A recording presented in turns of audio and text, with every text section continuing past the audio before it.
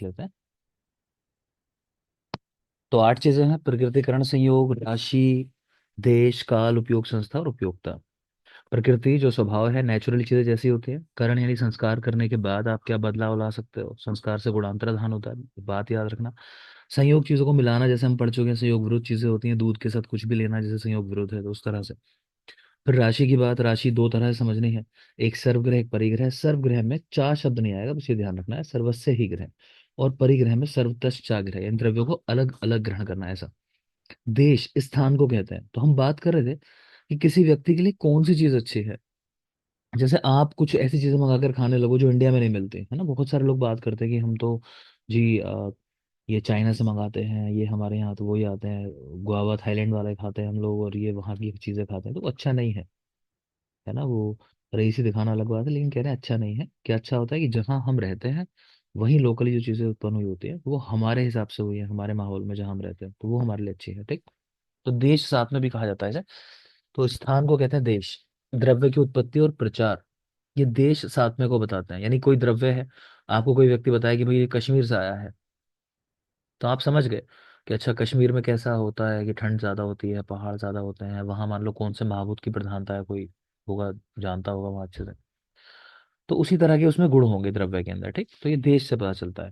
तो देश साथ में को बताते हैं।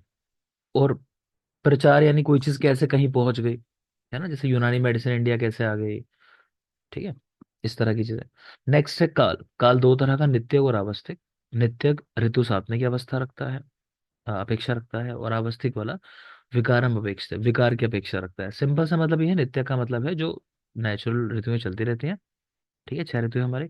और आवस्थिक का मतलब है विकारम अपेक्ष से, कि अब आपको विकार देखना है। आप नॉर्मली खाना पीना कर रहे थे ऋतुओं के हिसाब से, लेकिन अब ऐसा नहीं होगा। अवस्था देख रहे हो अगर, तो व्यक्ति बीमार है तो उसके हिसाब से आपको उसका आहार या रहना, वो सब प्लान करना पड़ेगा, विकार की अपेक्षा करनी पड़ेगी यहाँ।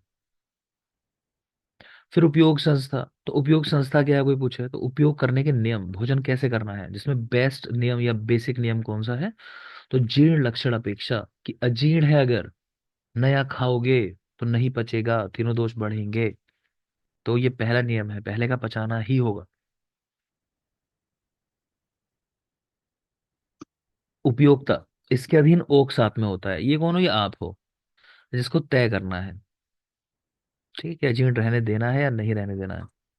तो ओक साथ में इसके ऊपर निर्भर करता है। कई चीजें मुश्किल होती हैं, ठीक है, कि वो हमारे लिए नहीं बनी है मान लो, लेकिन फिर भी हम अपने अभ्यास से, शीलन से, सतत क्रिया से क्या कर लेते हैं, उसको अपने लिए ठीक बना लेते हैं। उसे क्या बोला जाता है, ओक साथ में, ठीक है, जो यहाँ लिखा है। होक साथ में। इसके अधीन ओक साथ में होता है। तो ये किससे होना है, लगातार अभ्यास से। मेरे सटायर समझते रहते हो ना, मैं सब तुम पर ही मारता रहता हूँ, कहीं उसको कहानी की तरह मत समझा करो, कि तुमको समझाने के लिए भी चीजें होती हैं। कई बार सुन के ऐसे इग्नोर से कर देते हो, मैं कई लोग को देखता हूँ उन्हें, कि हाँ अरे कोई बात थी, ये तो मेरे लिए नहीं थी, तुम्हारे लिए थी, ठीक है। आगे देखो, शुभ अशुभ फला और परस्पर उपकार करने वाली ये चीजें जो है, कि नाटों का ध्यान रखोगे अगर आप, तो शुभ फल मिलेंगे, अगर नहीं ध्यान रखोगे शुभ फल भी मिलेंगे, ठीक है। परस्पर उपकार करने वाली हैं, एक दूसरे को मतलब कॉम्प्लीमेंट करती हैं चीजें, जब साथ साथ लेके चलते हैं उनको। नेक्स्ट है आहार विधि विधान, 10 होता है। आकांक्षा, तंत्रार्थ प्रकरण कितने हैं, तंत्रार्थ कितने हैं, और कोई। तो 10। दस। 10। तो 10 है। आहार विधि विधान भी 10 है, याद रखोगे। इसमें लोग कंफ्यूज हो जाते हैं। वहां नाम भी लिखा हुआ है, अष्टविध आहार विधि विशेषायतन, ठीक है, वो तो 8 है ही, लेकिन ये 10 है, आहार विधि विधान। नेक्स्ट है कि आहार कैसा लेना चाहिए। कोई कह रहा था कि हमारे यहाँ कहाँ लिखा है कि भोजन के साथ की घृत लेना चाहिए, या फिर हमें गर्म गर्म ही खाना चाहिए, तो ऐसा तो कहीं नहीं लिखा। देखो लिखा है, उष्ण आहार के लाभ बता रहे हैं। क्षिप्रम जराम गच्छति, जल्दी पच जाता है। वातम अनुलोम्यते, वात का अनुलोमन करता है। श्लेष्माणम च परिह्रास्यते, श्लेष्मा का ह्रास करेगा। श्लेष्मा में नुकसान पहुंचाती है जीआईटी को, देखा जाए तो उस तरह से, कि जीर्ण हो जाता है ना, आम वाली बात है। वो कह रहे हैं कि ये गुण स्निग्ध आहार के भी हैं, कि शीघ्रता से जराम गच्छति, पच जाए, वात का अनुलोमन करे। बाकी स्निग्ध आहार के और क्या अलग लाभ है, शरीरम उपचिनोति, दृढ़ीकरोति इंद्रियाणि, और वर्ण प्रसाद करोति। ठीक है, तो यही बता दोगे मुझे मंजिता, वर्ण भेद कहाँ का लक्षण है, किस ओज की विकृति का? सर ओ जो विश्राम, 2-3 बार सवाल नहीं कर ओ लिया जो तुमने। व्यापद का है सर, वर्ण। सर ओ जो व्यापद का है सर। अब ठीक है, आगे देखोगे। नेक्स्ट कह रहे हैं कि मधुकोश के अनुसार परिणामशूल ही महागध है। ठीक है, परिणामशूल को महागध का है मधुकोश ने, माधव के टीका है ये माधव के ऊपर मधुकोश, तो वहां परिणामशूल को महागध कहा गया। अजीर्ण में भी भोजन करने को कहा, अत्यग्नि रोग के अंदर जनरली मना है। आप तो एक यवागु भी जानते हो, अत्यग्नि रोग के अंदर कौन सी है? अपामार गोदरस। अपामार ठीक है, गोदारस। तो अपमार गोधा रस्य यवागु हमने देखी है। एक वैरायटी, एक फल देखा है हम लोगों ने अत्यग्नि रोग में, कौन सा फल है? अम्ल पारावत। रावत। आम्ल पारावत। ठीक है ना, तो उनको याद रखोगे। एक उदुम्बर सलाटू बता रखा होगा, जिन लोगों ने पढ़ा है पहले उनको पता होगा, वो भी याद रखना, वो पूछ चुका है एग्जाम में। ठीक है, फिर भैंस का तो घृत हो चाहे दुग्ध हो, तो वो भी बता रखा है, दही भी उससे बने, है ना, तो वो सब भी अत्यग्नि रोग में ही है। बाकी बाकी देखने चलो आगे। तो अजीर्ण में भोजन करने को अत्यग्नि रोग में बताया हुआ है, इसको याद रखेंगे। अदरवाइज, मतलब यहाँ को छोड़ दो अत्यग्नि रोग को, बाकी जगहों पर अगर आपने अजीर्ण में भोजन किया तो क्या होगा? सर्वान दोषान प्रकोपत्य आशु, सभी दोषों को शीघ्र ही प्रकोपित कर देती है ये कंडीशन। ईस्ट देश में भोजन करने का लाभ, ठीक है, मन के लिए प्रिय है जो जगह, वहां भोजन करते हो तो मनोविघात नहीं होता, मतलब ठीक है, सब बढ़िया सुंदर पेड़ पौधे, अच्छा लग रहा है, अच्छे से खा लोगे वहां बैठ के। ठीक है, क्या पढ़ते हैं? अन्य आश्रद्धा कर द्रव्यों में श्रेष्ठ क्या है चीजों में? चरक सूत्र 25। हाँ सर, पराघातन पराघातन। पराघात। तन। ठीक है, तो जहां दूसरे जीवों को मारा जाता हो, ठीक है, मतलब ऐसी जगह, कहने का मतलब है कि मान लो शमशान है, एक बात मान लो, या फिर मान लो कसाई खाना है, तो वहां बैठ के खाओगे जहां लोगों की मृत्यु हुई है, तो नहीं खा पाओगे। अति द्रुत भोजन करने से भोजन से अप्रतिष्ठानम, अवसाद। ठीक है, भोजन सही से रुकता नहीं है, इतने टाइम रुकना चाहिए, बहुत जल्दी जल्दी खा रहे हो तो। ठीक है, और अवसाद, अवसाद करने का मतलब कि भोजन एक तरीके से ठहर जाता है वहीं। ठीक है, तो उस तरह की कंडीशन मान सकते हो, जैसे इम्पैक्टेड फीकल हम कह देते हैं, तो वैसा कुछ, तो वो सब हो जाता है। अति विलंबित आहार करने से, बहुत धीरे धीरे खा रहे हो, तृप्ति नहीं होगी। विषमम चा पच्यते, भोजन ठीक से पचेगा ही नहीं। ठीक है, तृप्ति नहीं होती, और विषमम चा पच्यते। तो ये था चैप्टर नंबर 1। नेक्स्ट है चैप्टर नंबर 2। चैप्टर का नाम त्रिविध कुक्षीय अध्याय, नाम से समझ आ रहा है कुक्षी के 3 हिस्से कर लेने हैं। जब खाने बैठते हो सोच लो कि मेरी कुक्षी के 3 हिस्से हैं, अब सोचो भूख कितने लग रही है, कि अच्छा भूख लगी है 3 रोटी की। तो कह रहे हैं क्या करो फिर, कुक्षी के 3 हिस्से समझो, एक हिस्सा ही ठोस आहार से भरना है, यानी रोटी तो एक ही खानी है, 3 की भूख थी अगर, एक हिस्सा छोड़ दोगे लिक्विड के लिए। ठीक है, खाने के साथ वाग्भट ने कहा है कि भोजन के बीच बीच में आप अगर जल पीते हो तो वो अमृत के समान है। ठीक है, भोजन के बीच बीच में, भोजन के पहले जल अगर पीते हो तो वो क्रश करने वाला है। ठीक है, क्योंकि आपने पानी पी लिया, अभी खाना कम खाओगे। अगर भोजन के बाद आप जल पीते हो तो वो स्थूल करने वाला है, वजन को बढ़ाने वाला है। ठीक, तो एक भाग ठोस आहार के लिए रखते हैं हम लोग, एक भाग द्रव के लिए रखते हैं, यानी एक रोटी की जगह खाली छोड़ के रखेंगे लिक्विड के लिए, और एक रोटी की जगह तो पूरी खाली छोड़ ही देनी है फिर, कि जो वात आदि दोष होंगे, भोजन के साथ बहुत सारी एयर भी हम लोग कहीं ना कहीं ले लेते हैं, या फिर जो ब्रेक डाउन होता है अंदर, फिर वो बनती हैं गैसेस, तो उसके लिए वो एक हिस्सा छोड़ के रखना है। तो एक भाग ठोस के लिए, एक भाग द्रव के लिए, एक भाग वात आदि दोषों के लिए रखना है खाली। मात्रा पूर्वक अगर ऐसा सोच के करें आहार करोगे तो लाभ क्या मिलेगा? कुक्षेर आप्रपीडनम, हृदय से अन अवरोध, हृदय की गति में कोई बाधा नहीं होगी, कुक्षी में पीड़ा नहीं होगी। पार्श्वी और आव्यपाटनम, ऐसा नहीं लगेगा कि साइड है जैसे उनको काटा जा रहा है, चीरा जा रहा है। प्रीणम इंद्रियाणाम, इंद्रियों का प्रीणन होना, बने रहेंगे।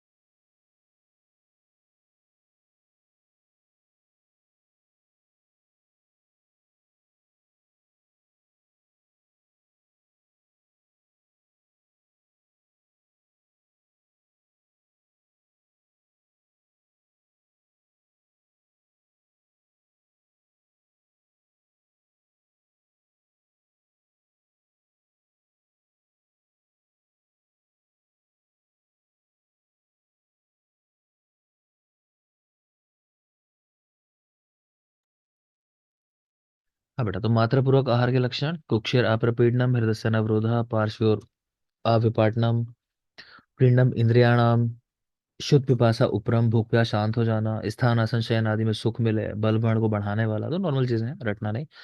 हीन मात्रा पूर्वक आहार से क्या होता है?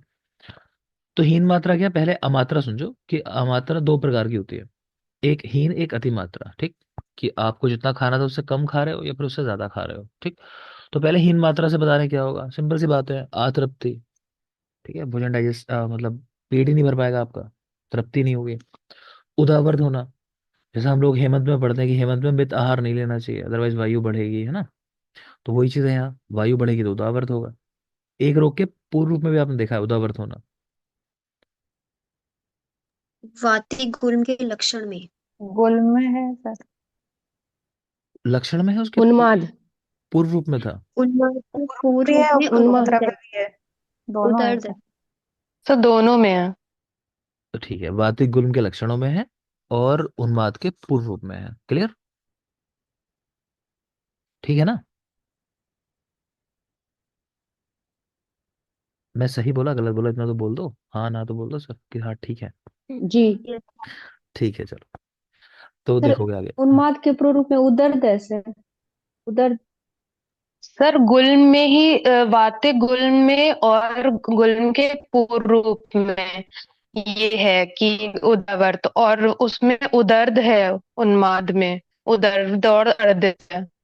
तो बेटा बताओ ना, फिर गलती हो रही है तो अब बोलो फिर से, चलो लिख लो, यानी को याद नहीं है, कोई नहीं करेक्शन करा रहा है, मैं वही बात कह रहा हूँ, जो सही है वो बताओ, मैं भी श्योर नहीं हूँ ना। तो वाती गुल्म के पूर्व रूप में भी है और लक्षण में भी है, कह रहे हैं गुल्म के पूर्व रूप में है और वाती गुल्म के लक्षणों में है। एक बात तो ये हो गई, ठीक है। दूसरा जो बता रही है मंजिता स्मृति कि उन्माद के पूर्व रूप में उदर्द है। अब ठीक है, चलो। तो बेटा लिख लो, जिनको यस नहीं सर। याद है लिखो, जल्दी से लिखो, उन्माद के पूर्व रूप में उदर्द, उन्माद के पूर्व रूप में उदर्द, और गुल्म के पूर्व रूप प्लस वाते गुल्म के लक्षण उदावर्त। ठीक है, आगे चलिए। तो हीन आहार से आतृप्ति उदावर्त वात विकार, मतलब ये तो नॉर्मल बातें हैं, इनको रटने की यहाँ जरूरत नहीं है। अति मात्रा में भोजन करने से क्या होगा, तो सर्व दोष प्रकोपणम। अजीर्ण में भोजन करने से क्या होगा, अगेन सर्व दोष प्रकोपणम बोला। नेक्स्ट है, आम दोष कितने होते हैं, ये सवाल आता है। आम दोष कितने होते हैं? आम दोष दो होते हैं, विसूचिका और अल्सक। ठीक है। एक और कंडीशन इसके साथ हम पढ़ेंगे अभी, विलंबिका। तो बेसिक पहले डिफरेंस बता दे रहा हूँ, वो समझ लो। तो विसूचिका के अंदर क्या होता है कि विसूचिका में आपको वॉमिटिंग भी हो रही होती है और डायरिया भी हो रहा होता है, दोनों चीजें होती हैं विसूचिका के अंदर। ठीक है। अल्सक के अंदर ना डायरिया होता है ना वॉमिटिंग होती, मतलब व्यक्ति उलझन में रहता है, कुछ भी नहीं हो रहा, ना वॉमिटिंग हो रहा है ना डायरिया हो रहा है। ठीक है, रुक गए हैं वहीं, मल जो है और दोष जो है। और विलंबिका में क्या होता है, यही अल्सक अगर क्रोनिक हो जाए, पुराना हो जाए, जहां पेन नहीं होगा फिर, और इसीलिए इतनी पुरानी कंडीशन हो भी गई, तो व्यक्ति को पेन नहीं होता है, तो अल्सक जब पुराना हो जाए तो वो मतलब विलंबिका हो जाता है। ठीक, तो पढ़ते हैं चलो। तो विसूचिका और अल्सक। विसूचिका कह रहे हैं त्रिदोषज कंडीशन है। वैसे मेनली आपसे अगर पूछे तो वात ही आंसर लगाना है, यहां देख पा रहे हो सुश्रुत के श्लोक में लिखा हुआ है। ठीक है, आपको वात ही लगाना है, विसूचिका पूछे तो विसूचिका वात जैसे लगाओगे। ये लिखा है, इसको चाहे तो काट ही दो आगे के लिए, कंफ्यूज ही करती है लाइन फालतू में। तो विसूचिकाम ऊर्ध्वम च अधश्च प्रवृत्तम आम दोषणम। ऊपर के मार्ग से और नीचे के मार्ग से, यानी ऊर्ध्व अधो मार्ग से दोषों का प्रवृत्त होना विसूचिका कहलाता है। सुश्रुत, सूची भीर इव गात्राणि तुद्यन संतिष्ठते अनिला, कि सुई चुभाने के समान वेदना हो जहां, तो वो विसूचिका है। नेक्स्ट, यहाँ कुछ उपद्रव आप देख पा रहे हो, मूर्छा, अतिसारो, वमतु, पिपासा, शूल, भ्रम, उद्वेष्टन, जृंभा, दाह, वैवर्ण्य, कंप, हृदय रोजा। तो बहुत खास नहीं, एक नजर इस पे अच्छे से डालना। तो ये कुछ उपद्रव बताए हुए हैं। माधव की अगर बात करें, उन्होंने विसूचिका के 5 उपद्रव बताए हैं, ये आपको नंबर भी याद होना चाहिए 5, और ये 5 के 5 रटे हुए भी होने चाहिए। निद्रानाश, अर्ति, कंप, विसंज्ञता और मूत्राघात होना। ठीक है, मूत्राघात वही कि यूरिन आउटपुट लगभग कम, बिल्कुल ना के बराबर हो गया। विसंज्ञता के व्यक्ति होश में ही नहीं है अपने। कंपन होना, अर्ति, यानी शूल, और निद्रानाश हो जाना। तो हम लोग याद करने के लिए ऐसा करते थे कि आरती 20 बार कांपते हुए, मतलब आरती 20 बार कांपते हुए निद्रा में मूत्र त्याग करती है, ऐसा करके कि कोई बच्चा है छोटा, बच्ची है छोटी, आरती, आरती ऐसा करके याद कर सकते हो।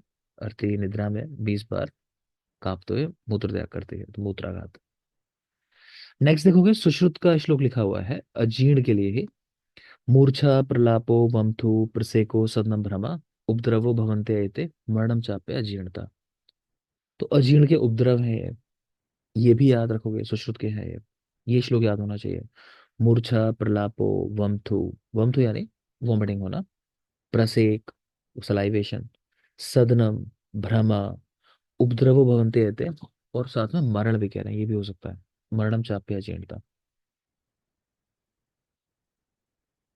ऋतु, ओज की किस जी विकृति में मरण भी हो सकता है? सर, ओज 6। ओज शय में। ठीक है। तो ऋतु सारा कुछ याद हो गया अभी जितना पढ़ा अभी तक हमने?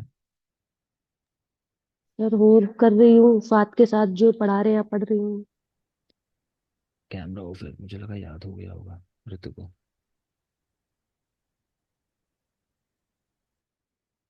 चलो, देखो और कोई मेरा कंसर्न नहीं है, अच्छा पढ़ते हो। मुझे कब खराब लगने लगता है ना कि स्मृति अच्छा पढ़ रही है, मुझे बताया है ना, ये प्रियंका को मैं देख रहा हूँ डेली, मतलब मैं अगर मैं सच कहूँ तो अभी पिछले कुछ टाइम में जो मुझे सबसे अच्छा परफॉर्मेंस लग रहा है ना, मतलब वैसे कि जिसने एकदम से मतलब बहुत ज्यादा अप स्केल किया, बहुत अच्छे से किया, वो प्रियंका है ना। मुझे लगता है कि वो बहुत ज्यादा मेहनत कर रही है, अच्छी अच्छा लग रहा है कि ठीक है, स्मृति अच्छा कर रही थी, लगातार ही अच्छा कर रही थी, लेकिन प्रियंका ने एकदम से अपना जो लेवल अपलिफ्ट किया, वो बहुत अच्छी बात है। ठीक है।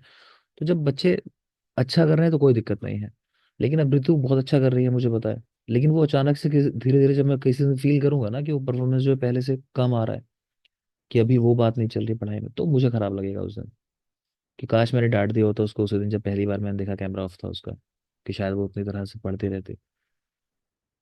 ठीक है ना, तो बस वो चीज़ नहीं होनी चाहिए। अगर कैमरा का भी ऑफ रखते हो तो फिर ध्यान दो कि ये आपकी जिम्मेदारी है, कि सर नहीं टोक रहे आपको तो आप फिर, मतलब वो मेरी बात मत गिरने देना, ऐसा ना हो कि मेरी लापरवाही से उधर नुकसान हो जाए, और ये होता है बेटा ज्यादातर। ठीक है रे, तो ध्यान देना बेटा, ये तो मेरे कहने से कैमरा ऑन ही कर लेना, वरना फिर कभी ये मौका मत देना कि मुझे कहना पड़े कि हाँ अब ऋतु की पढ़ाई वो नहीं चल रही पहले वाली। जी सर। चलो, देखो आगे। तो अलसक, अलसक में क्या है, अल्पाग्नि, बहुश्लेषम वात। दोष क्या बता रहे हैं इसमें, कि वात है और कफ है ना, अग्नि कम है, अल्पाग्नि है। तच्छर्दी अतिसार वर्ज्या नाम अन्य आम प्रदोष लिंगान्य। कह रहे हैं कि इसमें अल्सर में बाकी सारी चीजें विसूचिका जैसी होती हैं, आम दोष के जो लक्षण है वो सारे ही होते हैं, कहने का मतलब है, लेकिन छर्दी और अतिसार नहीं होते। छर्दी अतिसार वर्ज्य, इनको छोड़ के। ठीक है, तो याद रखोगे यही मेन डिफरेंस है। फिर एक कंडीशन कह रहे हैं दंडालसक। तो इसको आप विलंबिका भी समझ सकते हो, देखा जाए तो दंडालसक को कह रहे हैं जब ये क्रोनिक हो जाए, मतलब दंडालसक हो जाए, कि शरीर दंड के समान स्ट्रेट हो जाए, डंडा होता है ना जैसे स्टिफ, बिल्कुल उस तरह से हो जाए बॉडी, तब कंडीशन कह रहे हैं साध्य होती है अल्सर। तो उसको हम लोग धनुर्वात, उसको टिटनेस भी बोल देते हैं, उसके साथ भी रिलेट कर लेते हैं। किस तरह चीजें मैच होंगी वो बात की बात है, फिलहाल समझ लेना है। तो दंडालसक असाध्य है। अल्सक तीव्र शूल युक्त कंडीशन है, सद्याकालिक है। ठीक है, और विलंबिका जो है वो शूल रहित कंडीशन है। तो अल्सक सद्याकालिक, तीव्र शूल युक्त, विलंबिका शूल रहित। विलंबिका का प्रथम वर्णन आचार्य सुश्रुत ने किया। विलंबिका प्रथम वर्णन आचार्य सुश्रुत। दुष्टम तु भुक्तम कफ मारुताभ्याम प्रवर्तते न ऊर्ध्व अधश्चा विलंबिकाम ताम भ्रश दुष्चिकित्से शास्त्रविद पुराण। तो ये सुश्रुत का वो श्लोक लिखा हुआ है कि भाई विलंबिका का प्रथम उल्लेख सुश्रुत ने किया है, तो क्या लिख रहे हैं कि कफ और मारुत की वजह से होने वाली कंडीशन है, यानी वात और कफ दोष है यहाँ, जैसा भी आपने अल्सक में भी देखा। और कह रहे हैं इसमें दोष ना ऊपर ना अधो, किसी भी मार्ग से प्रवृत्त नहीं होते। भ्रश दुष्चिकित्सा व्याधि है विलंबिका। दलहन झिझट और आतंक दर्पणकार, बाकी का तो नहीं, पर आतंक दर्पण पूछ चुके हैं किसने लिखी है, तो वाचस्पति ने लिखी है, ये भी ध्यान रखना।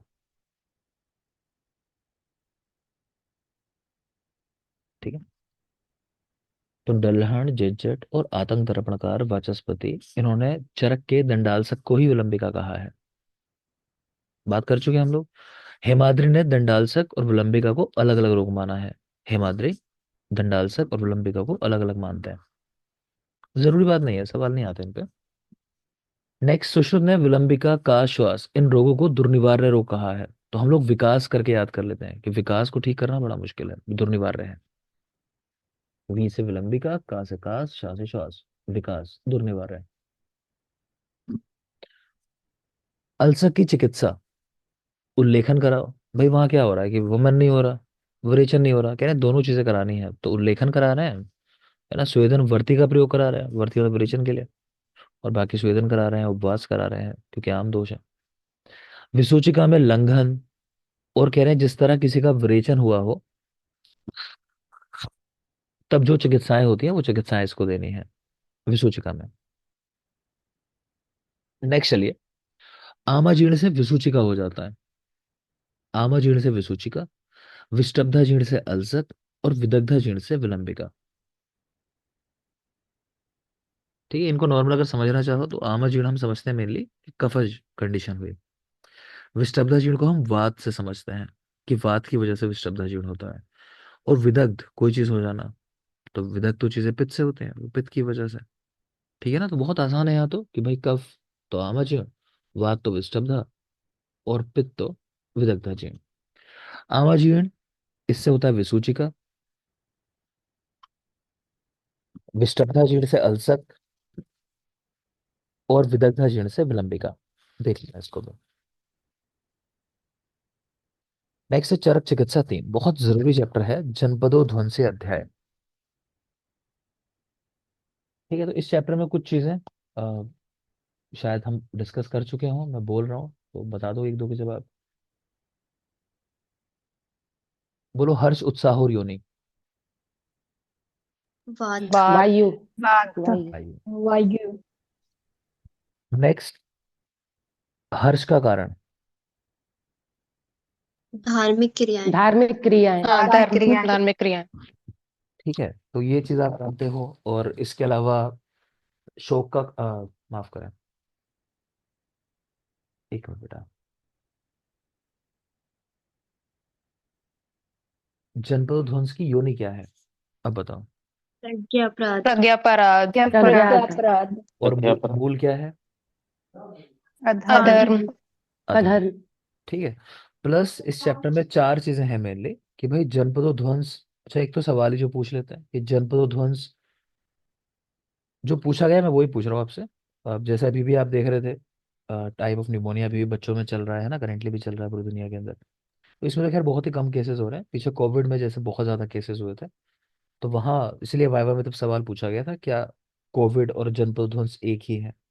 तो एक नहीं है, जब तक अगर इसके नाम पे जाओगे जनपद का ध्वंस हो जाना, यानी सिटी में जितने लोग रहते थे, ये मान लो जितनों का एक दूसरे से संपर्क है, वो सारे के सारे लोग की डेथ हो जाए, तो वो कंडीशन है जनपद ध्वंस। ठीक है, तो वहां ऐसा नहीं था। वहां सिर्फ ये हो रहा था कि लोग बीमार हो रहे थे, कुछ ठीक हो जा रहे थे, और कुछ की मृत्यु हो गई थी, है ना। तो कोविड जैसी बीमारी को जब तक ऐसा ना हो कि इतने सारे लोग इस तरह मतलब उनकी मृत्यु हो जाए, तब तक नहीं कह सकते आपकी जनपद ध्वंस था। ठीक, जैसे प्लेग एक पहले कहते हैं ना कि प्लेग आया था, तो उस प्लेग में कहते हैं ऐसा हुआ था कि हाँ, कि पूरे नगर के नगर नष्ट हो गए थे। तो अगर उस तरह की कंडीशन है तब आप कह सकते हो, कोरोना को नहीं कह सकते। दूसरी बात है कि जनपद को ध्वंस कर दे, पूरा सबको मार दे, तो ऐसी चार ही चीजें इस चैप्टर में कही गई हैं। वायु, जल, देश और काल, ये जो लिखी देख पा रहे हो, ये चार चीजें हैं। इनका जो क्रम लिखा हुआ है, ये क्रम बहुत जरूरी है, क्योंकि इसी क्रम में ये घातक है। तो वायु सबसे कम मतलब प्रभावशाली है कि नगर को मार दे, है ना, उसकी सामर्थ्य कम है ऐसे। जल की वो सामर्थ्य ज्यादा है, सुनामी से आप समझ सकते हो, सुनामी यही करता है। अभी हम लोग पढ़ते हैं ना कि जितने भी ये कोस्टल एरिया है, आने वाले समय में शायद वो पूरी की पूरी तरह डूब जाएंगे। और कई देश तो राजधानी बदल रहे हैं। ये क्वेश्चन पीछे आया था, शायद हमारे टाइम पे आया था, पूछा गया था कौन सा देश है जो अपनी राजधानी बदलने की बात कर रहा है, इसलिए कि वो राजधानी उनकी डूबने वाली है। ठीक है, तो शायद इसमें है ना इंडोनेशिया,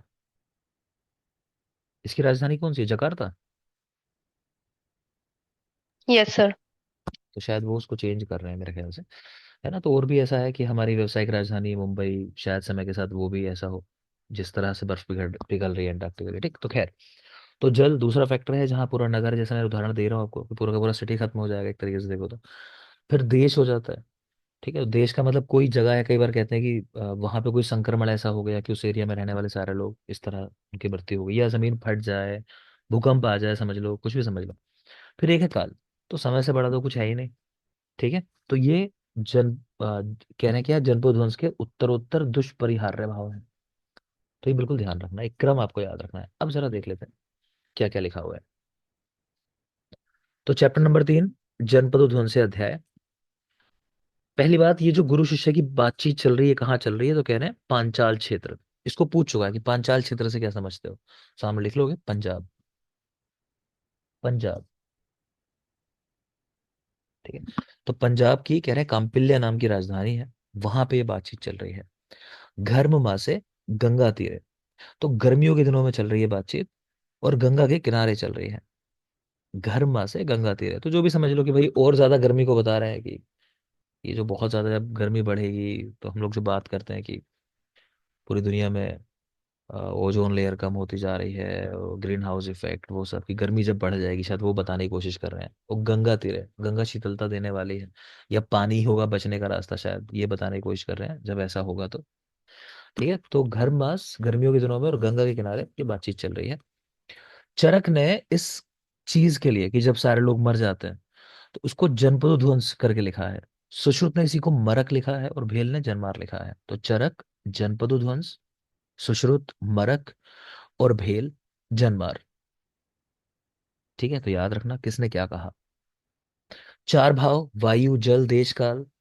ठीक है, उत्तर उत्तर दुष्परिहार्य है। यही भाव जब विकृत हो जाते हैं तो जनपदध्वंस का कारण बनते हैं। अब कुछ उदाहरण यहाँ लिखे हुए हैं कि भाई विकृत वायु की क्या पहचान है, कि उसमें पांशु होगी, मतलब धूल मिट्टी उड़ रही होगी। धूम उपहत, धुआं होगा उसके अंदर। ठीक है, फिर यहीं पे आगे विकृत देश के लक्षण बता रखे हैं। तो वहां लिखा है धूम्र पवनम। तो बेटा याद रखना, यहाँ धूम उपहत है, यहाँ धूम्र पवन है। एक तो शब्दों का फेर है, और दूसरी बात ये भी है कि धूम्र पवन को कुछ लोग ऐसा कहते हैं कि जैसे वो देखा होगा ना कभी कभी आपने ऐसा, वो इस तरह घूम के एयर के वो बनते हैं, इस तरह के वेव्स बनती हैं, है ना। तो उसको भी कहते हैं कि ये जो धूम्र पवन की बात है, ये उसकी बात चल रही है। और धूम उपहत का मतलब है कि एयर जो है इतनी वो विषैली हो गई है कि धुआं धुआं है सब में। ठीक है ना। तो खैर, आपको तो शब्दों के साथ जाना है। अगर आपसे पूछे धूम उपहत ये लक्षण किसका है, विकृत देश का है वायु का, तो विकृत वायु। धूम्र पवन पूछे तो विकृत देश का है, सीधी सी बात ये है। बाकी जलाशयों का शुद्ध होना, ये भी देख लो, ये विकृत वायु का लक्षण नहीं है चैप्टर के हिसाब से। माफ करें, विकृत जल का लक्षण नहीं है जलाशयों का शुद्ध होना, ये भी विकृत देश के अंदर है। ठीक है, तो आपसे अगर पूछे कि सुनामी का आना, ये किस में रखोगे आप, कौन सा भाव विकृत है यहाँ, जल या देश, तो आपको आंसर लगाना है देश। ये क्वेश्चन भी आ चुका है एग्जाम में। ठीक है, तो विकृत देश में रखना है। आगे देखें। रोग उत्पन्न परंतु मृत्यु सूचक देव अनुपस्थित, तो क्या करना है, कर्म पंचविधम तेषाम भेषजम परम उच्चतम। कह रहे मान लो कि जन्मध्वंस जैसी कंडीशन में आपको कोई व्यक्ति मिलता है ऐसा कि भाई रोग हो गया उसको भी, वो जैसे कोविड के टाइम था, मान लो कि किसी को कोविड हो गया हो। कह रहे हैं लेकिन मृत्यु सूचक दैव अनुपस्थित है, मतलब अरिष्ट लक्षण नहीं दिखाई दे रहे। तो कह रहे हैं उसको बचाने की फिर कोशिश करनी है। क्या करना है, उसको पंचकर्म कराना है। पंचकर्म, ये याद रखना, पूछा जाएगा कि क्या चिकित्सा बताई गई है, पूछ चुका है सवाल कि जन्मध्वंस में क्या चिकित्सा बताई गई है। तो पंचकर्म और रसायन चिकित्सा का प्रयोग, दोनों बातें ध्यान रखोगे। तो कर्म पंचविधम तेषाम भेषजम परम उच्यते, और रसायन का प्रयोग करना है। सत्यम भूते दया दानम बलियो देवतार्चनाम सद्व्रतस्य अनुवृत्तिश्च प्रशमो गुप्तिरात्मना। है ना। तो जब बुरा वक्त आए, है ना, साल भर पढ़ो मत, फिर क्या करते हैं कि हे भगवान, आज ये तुक्का मेरा सही करा दे, तो मैं 10 रुपए का प्रसाद चढ़ाऊंगा। है ना, तो वही बात यहाँ कह रहे हैं कि हमेशा तुमने ख्याल रखा नहीं, कि गंदगी फैलाते रहे, सब कुछ गलत करते रहे लाइफ टाइम। अब जब गलत तुम्हारे साथ होने आया तो क्या करने लगो, तुरंत सत्य बोलना शुरू कर दो, दया दान, है ना, सदव्रत का पालन करना शुरू कर दो। तो सब कह रहे हैं बढ़िया बढ़िया चीजें जो जानते हो वो करना शुरू कर दो। वो सारा का सारा पाप जो है निपटा दो कम से कम। ठीक। तो ये देख लेना कहाँ पे ये बात आई है, सत्यम भूते दया दानम बल्यो। है ना, कोविड में देख रहे थे ना कैसे बट रहे थे लोग, कि वो पैकेट्स बांट रहे थे, फोटो खिंचा रहे थे खड़े होके कि देखो हमने ये दान दिया वो दिया। वो इसीलिए भगवान को बता रहे थे फोटो खींच खींच के कि देखो भाई अच्छे भी काम हो रहे हैं तो उसे खत्म करो जल्दी। जनपद ध्वंस का मूल क्या है, तो अधर्म। तो अधर्म क्या है, कह रहे हैं कि इस जन्म में तो करते ही हो आप जो काम कर रहे हो, और पूर्व जन्म वाले भी कंसिडर कर लेना कि पहले भी करके आए थे, हिसाब तो होना है। हम लोगों ने बात की है इसके बारे में। आकांक्षा, आयुर्वेद में मोक्ष की क्या अवधारणा है। आप मतलब जन्म ना होना। जन्म ना होना, है पूर्व ना। ठीक है, पुनर्भव। आजकल एक वो कुंभ में एक नए बाबा आए हैं ना, उनका बड़ा फेमस चल रहा है, उनका सुनोगे तो सब यहीं से सारे सिद्धांत है। कौन? आईआईटी बाबा अभय, अगर देख रहे होगे तो। है ना, तो अपने इंटरव्यू में यही कह रहे थे, कह रहे कि भाई अ, कि सब लोग तो ये काम नहीं कर सकते जो आप कर रहे हो। उनका एक जवाब था कि आप जो काम कर रहे हो सारे लोग तो नहीं कर सकते। कह रहे करना पड़ेगा। लोग टुकड़ों में कर रहे हैं, मैं एक जन्म में करने की कोशिश कर रहा हूँ। जब पता चल गया, करना यही है कि जब तक वो खत्म नहीं होगा ना चक्कर, कि अब वो खोज नहीं कर लोगे या पूरे काम नहीं कर दोगे अपने, तब तक बार बार आना पड़ेगा। मतलब आना पड़ेगा मतलब जन्म लेना पड़ेगा, कि वो काम खत्म करने पड़ेंगे अपने। ये तो जन्म लेते रहो बार बार, या इस जन्म में ही खत्म कर दो अपने काम, फिर वो मुक्ति है। मतलब दोबारा जन्म जहाँ नहीं होता। खैर, वो भी सिद्धांत मतलब यहीं पे है, अगर सुनोगे बात तो समझ में आएगी वो कहाँ से उठा के क्या बात कह रहे हैं। तो जन्मध्वंस का मूल जो है वो अधर्म है, यह पूर्व जन्मकृत